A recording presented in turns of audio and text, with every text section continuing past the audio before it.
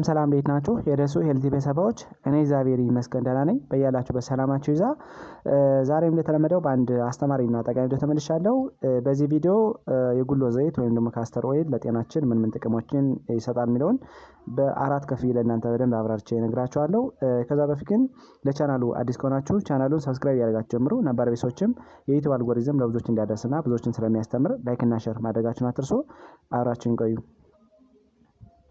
ወደ ዋናው ሀሳቤ ስመለስ የጉሎ ዘይት ወይም ደግሞ ካስተር ኦይል በጸረ ብግነት፣ ጸረ ተዋሲያን፣ ቁስል ቶሎ እንዲድን የሚያደርጉ አስፈላጊ የሆኑ ውህዶችን በደንብ ስለያዘ ለጤናችን ተመራጭ የሆነ የዘይት አይነት ነው ማለት ነው።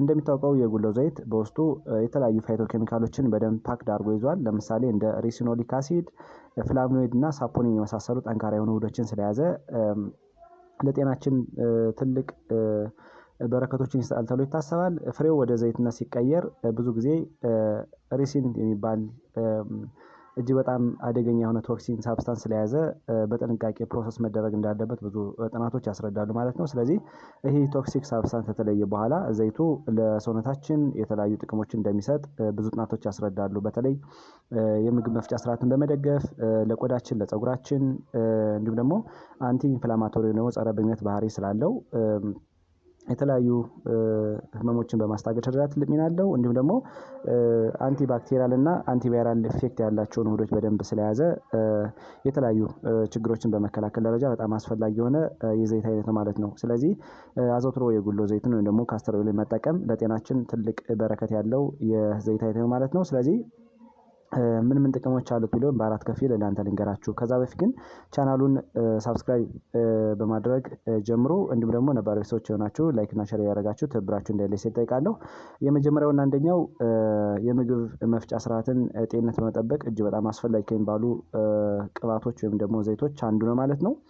እንደሚታወቀው የጉሎ ዘይት ወይም ደግሞ ካስተር ኦይል ፖተንት የሆነ ላግዜቲቭ ኢፌክት አለው ወይም ደግሞ ሰገራን የማቅጠን ባህሪ፣ የምግብ እንሽርሽሪት ቱቦን የማለስለስ ባህሪ ያለው ከፍተኛ የሆነ ጥቅም ያለው የዘይት አይነት ነው ማለት ነው። በተለይ ሰዎች በድርቀት ሲሰቃዩ ብዙ ጊዜ ይስተዋላል ማለት ነው። ስለዚህ ድርቀት ሲኖርባቸው ሰዎች ብዙ ጊዜ የካስተር ኦይል እንዲጠቀሙ ይመከራል። በተለይ ደግሞ የተለያየ መድኃኒት ወስደው የሰገራ ማቅጠኛ ወስደው አንዳንድ ነገሮችን ተጠቅመው መፍትሄ ሲያጡ ብዙ ጊዜ ካስተር ኦይል ይታዘዝላቸዋል ማለት ነው። ያ ማለት ካስተር ኦይል የአንጀት ግድግዳን አጠቃላይ የምግብ መፍጫ ስርዓትን በማለስለስ ሰገራን በማለስለስ እና ሰገራን በማቅጠን በትክክለኛ ደረጃ የሰገራ ልውጥ እንዲኖር ያደርጋል ማለት ነው። እንዲሁም ደግሞ በሕክምናው ዘርፍ ደግሞ ብዙ ጊዜ ሰዎች ሰርጀሪ ከመሰራታቸው በፊት ብዙ ጊዜ የተለያየ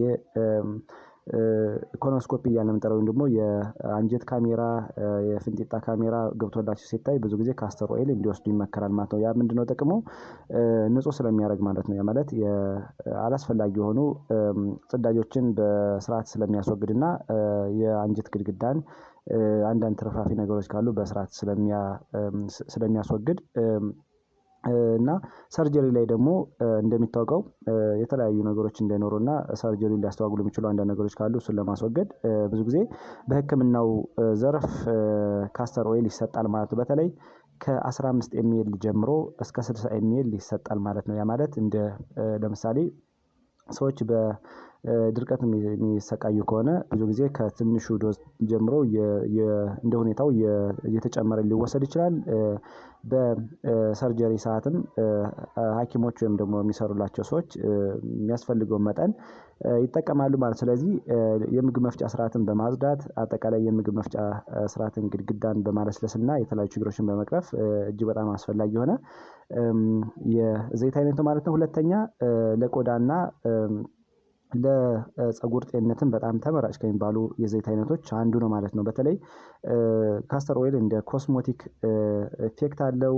እንዲሁም ደግሞ ለፀጉራችን አስፈላጊ የሆኑ ነገሮችን ስለያዘ ሄር ፎሊክሎችን በማጠንከር ፀጉር እንዳይነቃቀል በማድረግ እንዲሁም ደግሞ ስካልፕ ላይ ሊፈጠሩ የሚችሉ አንዳንድ ችግሮችን በመቅረፍና ቆዳችን ላይም ሊከሰቱ የሚችሉ አንዳንድ ችግሮችን በማስተካከል በቀላሉ ቆዳችን ሞይስቸራይዝ እንዲሆን ፀጉራችን ኑሪሽ እንዲሆን በማድረግ እጅግ በጣም አስፈላጊ የሆነ የዘይት አይነት ነው ማለት ነው። ስለዚህ ለፀጉርና ለቆዳ ተብሎ የሚሸጥ ራሱ የተዘጋጀ ካስተር ኦይል ወይም ደግሞ የጉሎ ዘይት አለ። ስለዚህ ያን መጠቀም ይቻላል ማለት ነው። ብዙ ጊዜ ድራይ የሆነ ስኪን ያላቸው ሰዎች ወይም ደግሞ ድርቀት ያለባቸው ሰዎች እንዲሁም ደግሞ የተሰናጠቀ ቆዳ አንዳንድ ችግሮች ያለባቸው ሰዎች ብዙ ጊዜ ቆዳቸው ሱዝ እንዲሆን በማድረግ እና ሞይስቸራይዝ እንዲሆን በማድረግ ትልቅ ቫልዩ ያለው የዘይት አይነት ማለት ነው። በተለይ ቆዳ ላይ ፀጉር ቦታ ላይ እንዲሁም ደግሞ ስካልፕ ላይ አንዳንዴ ውንድ ይፈጠራል።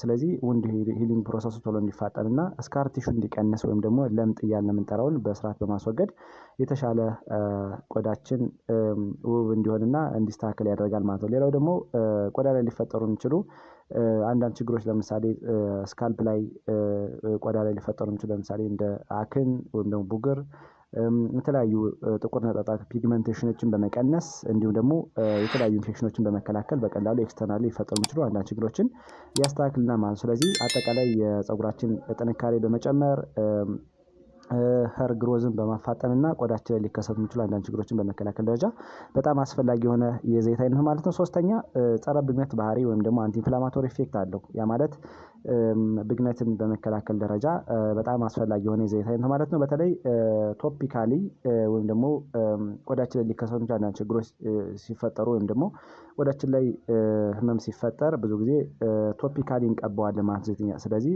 ያን ችግር በመቅረፍ ደረጃ በጣም አስፈላጊ ነው ማለት ነው። በተለይ ቆዳችን ላይ ፀጉራችን ላይ አንዳንዴ ብግነት ወይም ደግሞ እብጠት ቁስለት ምናምን ሲፈጠር ይህን በመከላከል ደረጃ በጣም አስፈላጊ ነው። እንዲሁም የመገጣጠሚያ ህመም ሲኖር ጆይንት ፔን እያልን ነው የምንጠራው አርትራይተስ፣ ሌሎችን ሮማቶይድ አርትራይተስ፣ ጎቲ እና ሌሎች ችግሮች ሲኖሩ ካመመን ቦታ ላይ ይበቃል የምናስበውን የዘይት መጠን በመቀባት ሰውነታችን ሪላክስ እንዲያደርግ በተለይ ደግሞ ማስል ፔን ወይም ደግሞ የጡንቻ ህመም ሲኖር ብዙ ጊዜ ከህመም ቦታ ላይ የሚበቃ ለምናስበውን የካስተር ኦይል በመጨመር ሰውነታችን በቀላሉ ሪላክስ እንዲያደርግና የመገጣጠሚያ ህመም በቀላሉ እንዲለቀን ያደርጋል ማለት ነው። ስለዚህ አንቲ ኢንፍላማቶሪ ደግሞ ጸረ ብግነት ባህሪ ስላለው ህመምን በማስታገድ ደረጃ በጣም አስፈላጊ ነው ማለት ነው። አራተኛ እና የመጨረሻው አንቲ ባክቴሪያል እና አንቲ ቫይራል ኢፌክት አለው። ያ ማለት ተዋሲያንን በመከላከል ደረጃ በጣም አስፈላጊ ነው። በተለይ የጉሎ ዘይት ከስሩ ከቅጠሉና ከፍሬው ይዘጋጃል።